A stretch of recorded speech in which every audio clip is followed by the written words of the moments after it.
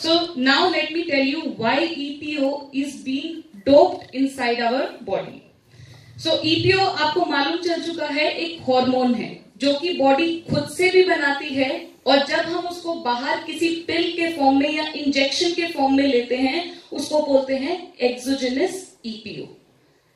ये क्यों लिया जाता है? क्योंकि इंसान की क्षमता कितनी है ब्लड को प्रोड्यूस करने की? 5 लीटर। लेकिन अगर मैं 6 लीटर ब्लड कर दूं तो मेरा ऑक्सीजन कैरिंग कैपेसिटी बढ़ जाएगा, यानी कि आपका जो ब्लड वॉल्यूम है वो 20% इंक्रीज हो जाएगा, राइट? अगर आपका ब्लड वॉल्यूम 20% इंक्रीज होता है, इसका मतलब आपका आरबीसीज बढ़ेगा और आपकी ऑक्सीजन डिलीवरी ज्यादा होगी, और इसकी वजह से आपकी एरोबिक एक्टिविटीज इंक्रीज होंगी, जिससे आपको मिलती है परफॉर्मेंस एनहांसमेंट।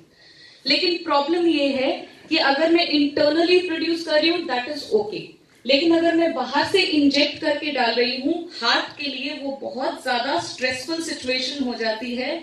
20% हम ब्लड वॉल्यूम इंक्रीज कर रहे हैं, जिसकी वजह से मेरा ब्लड प्रेशर इंक्रीज होता है। ब्लड प्रेशर इंक्रीज होने की वजह से हार्ट अटैक के चांसेस आते हैं, और वो एथलीट्स जो अभी नेसेंट स्टेज पे हैं, आज से प्रैक्टिस करना शुरू किया है और देखा है कि अरे इंटरनेशनल एथलीट्स EPO लेते हैं तो वो खुद भी चालू कर देते हैं, बॉडी तैयार नहीं है उसको झेलने के लिए, hence they die on spot.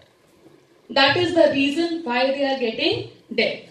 सो अभी इसको न्यूट्रिशन से कैसे रिलेट किया जाए कि चलो डोपिंग हम नहीं कर सकते, डोपिंग बैन है, ये सेहत के लिए ठीक नहीं है, तो न्यूट्रिशन का इसमें रोल प्ले क्या है? क्या हमारे एथलीट्स को इन न्यूट्रिशन की नॉलेज है? Let's see, move on to the next slide please.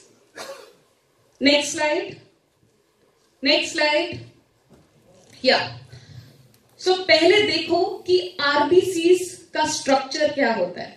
RBCs के अंदर अप्रोक्सीमेटली 280 मिलियन हीमोग्लोबिन के मॉलिक्यूल होते हैं, और इसको बनाने के लिए हमें protein plus B9 plus B12 plus iron, हमें इन 4 इंग्रेडिएंट्स की जरूरत पड़ती है।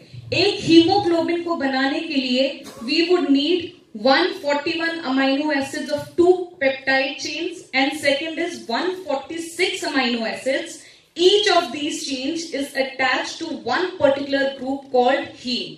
ये हीम ग्रुप आपको याद रखना बहुत जरूरी है, तभी आपको पता चलेगा प्लांट बेस्ड प्रोडक्ट से जो आपको आयरन मिलता है और एनिमल बेस्ड प्रोडक्ट से जो आपको आयरन मिलता है उसमें डिफरेंस क्या है।